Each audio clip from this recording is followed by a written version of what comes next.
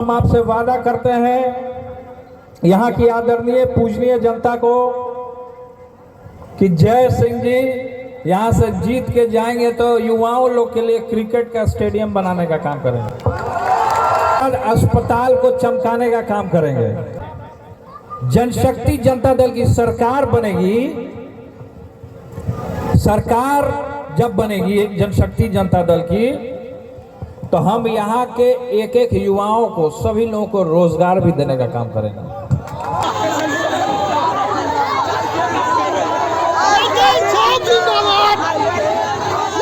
Talking about